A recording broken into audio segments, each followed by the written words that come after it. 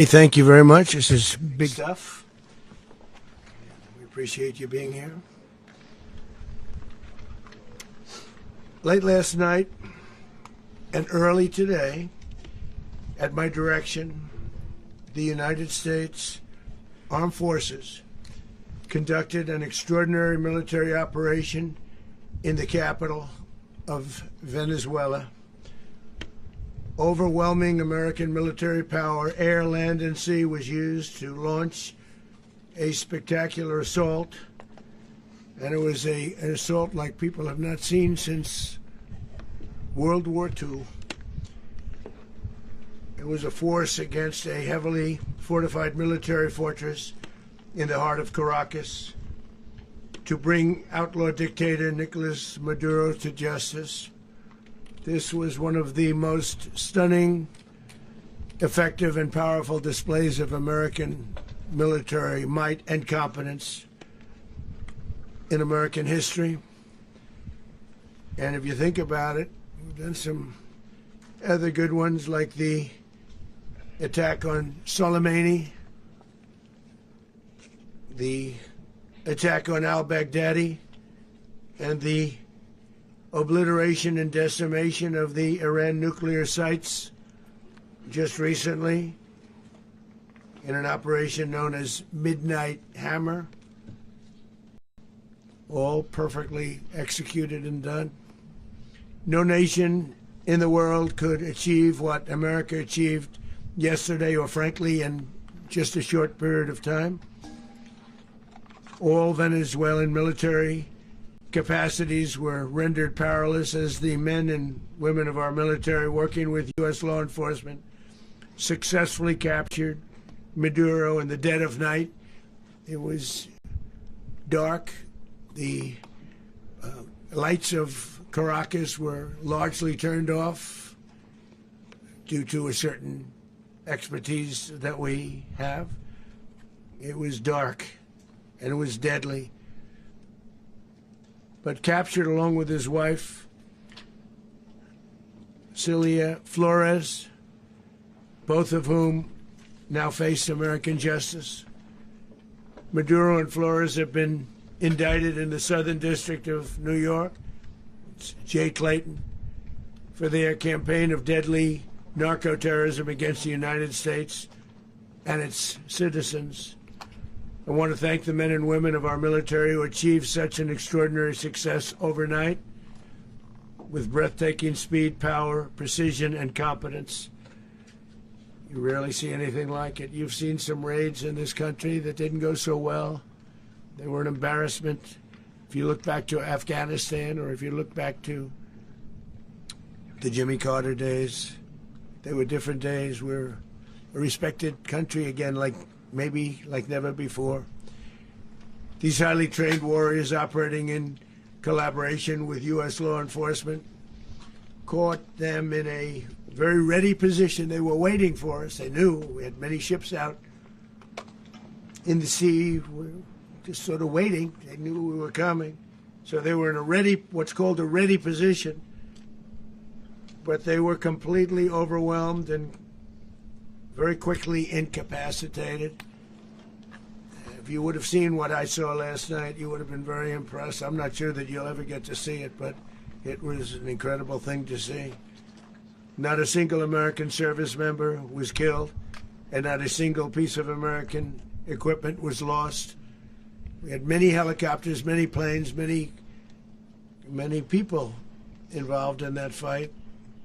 But think of that, not one piece of military equipment was lost, not one service member was, more importantly, killed. The United States military is the strongest and most fearsome military on the planet by far, with capabilities and skills our enemies can scarcely begin to imagine. We have the best equipment anywhere in the world. There's no equipment like what we have, and you see that even if you just look at the boats. We've knocked out 97% of the drugs coming in by sea. 90%. Each boat kills on average 25,000 people. We knocked out 97%. And those drugs mostly come from a place called Venezuela. We're going to run the country until such time as we can do a safe, proper, and judicious transition. So we don't want to be involved with having somebody else get in, and we have the same situation that we had for the last long period of years. So we are going to run the country until such time as we can do a safe, proper, and judicious transition. And it has to be judicious, because that's what we're all about. We want peace, liberty, and justice for the great people of Venezuela, and that includes many from Venezuela that are now living in the United States and want to go back to their country. It's their homeland. We can't take a chance that somebody else takes over Venezuela that doesn't have the good of the Venezuelan people in mind. We've had decades of that. We're not going to let that happen. We're there now, and what people don't understand, but they understand as I say this, we're there now, but we're going to stay until such time as the proper transition can take place. So we're going to stay until such time as we're going to run it, essentially, until such time as a proper transition can take place. As everyone knows, the oil business in Venezuela has been a bust, a total bust, for a long period of time. They were pumping almost nothing by comparison to what they could have been pumping and what could have taken place. We're going to have our very large United States oil companies, the biggest anywhere in the world, go in, spend billions of dollars, fix the badly broken infrastructure, the oil infrastructure, and start making money for the country. And we are ready to stage a second and much larger attack if we need to do so. So we were prepared to do a second wave if we needed to do so. We actually assumed that a second wave would be necessary, but now it's probably not. The first wave, if you'd like to call it that, the first attack was so successful, we probably don't have to do a second, but we're prepared to do a second wave, a much bigger wave, actually. This was pinpoint, but we have a much bigger wave that probably won't have to do. This partnership of Venezuela with the United States of America, a country that everybody wants to be involved with because of what we were able to do and accomplish, will make the people of Venezuela rich, independent, and safe. And it will also make the many, many people from Venezuela that are living in the United States extremely happy. They suffered. They suffered. So much was taken from them. They're not going to suffer anymore. The illegitimate dictator Maduro was the kingpin of a vast criminal network responsible for trafficking colossal amounts of deadly and illicit drugs into the United States. As alleged in the indictment, he personally oversaw the vicious cartel known as Cartel de las Solas, which flooded our nation with lethal poison, responsible for the deaths of countless Americans, the many, many Americans. Hundreds of thousands over the years of Americans died because of him. Maduro and his wife will soon face the full might of American justice and stand trial on American soil. Right now they're on a ship. They'll be heading to, ultimately, New York, and then a decision will be made, I assume, between New York and Miami or Florida. But we have people where the overwhelming evidence of their crimes will be presented in a court of law. And I've seen it. I've seen what we have. It's both horrible and breathtaking that something like this could have been allowed to take place. For many years after his term as president of Venezuela expired, Maduro remained in power and waged a ceaseless campaign of violence, terror, and subversion against the United States of America, threatening not only our people, but the stability of the entire region. And you all saw it. In addition to trafficking gigantic amounts of illegal drugs that inflicted untold suffering and human destruction all over the country, all over, in particular, the United States.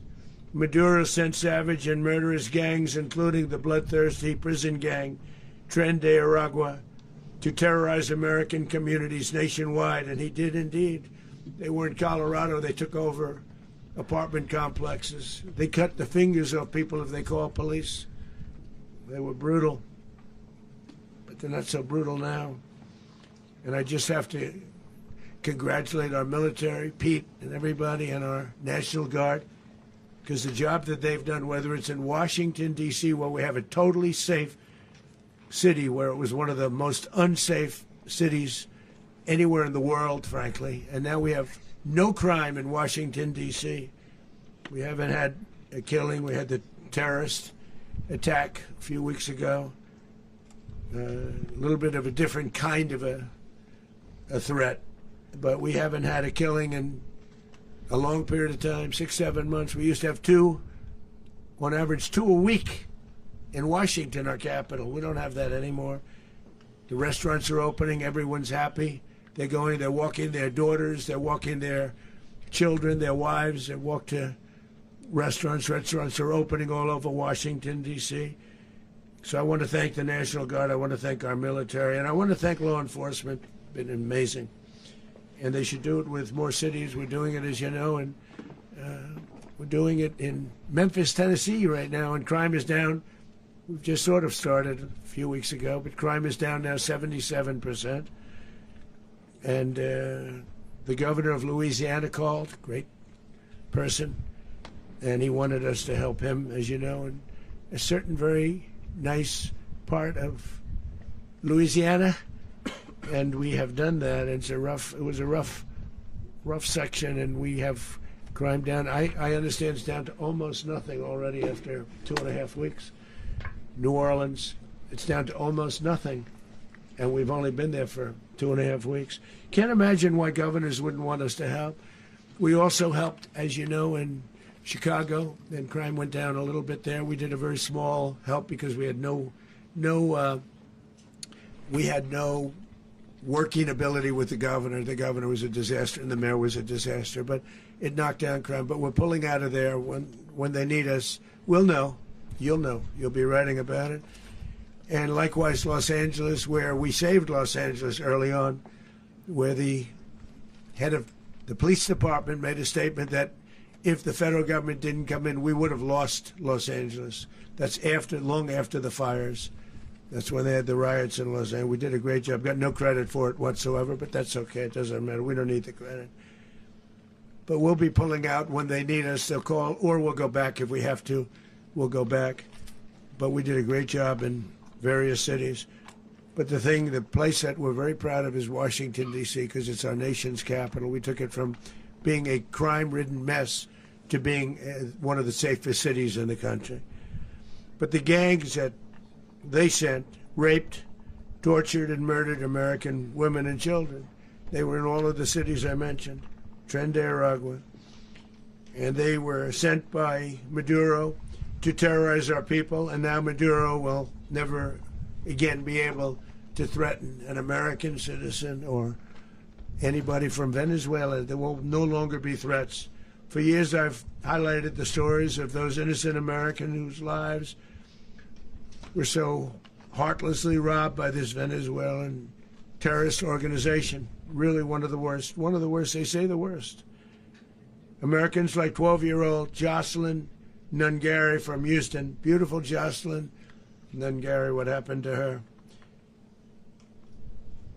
They, as you know, they kidnapped, assaulted, and murdered by Tren de Aragua animals. They murdered Jocelyn and left her dead under the bridge. There was a bridge that will never be the same to so many people after seeing what happened.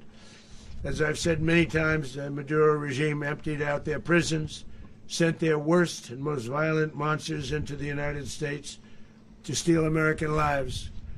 And they came from mental institutions and insane asylums. They came from prisons and jails. The reason I say both, they sound similar. Actually, prisons little bit more hostile, a little bit tougher. A mental institution isn't as tough as an insane asylum, but we got them both. They sent from their mental institutions. They sent from their jails, prisons. They were drug dealers. They were drug kingpins. They sent everybody bad into the United States, but no longer. And we have now a border where nobody gets through.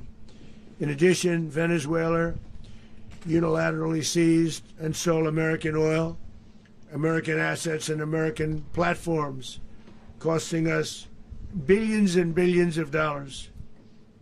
They did this a while ago, but we never had a president that did anything about it. They took all of our property. It was our property. We built it. And we never had a president that decided to do anything about it. Instead, they fought wars that were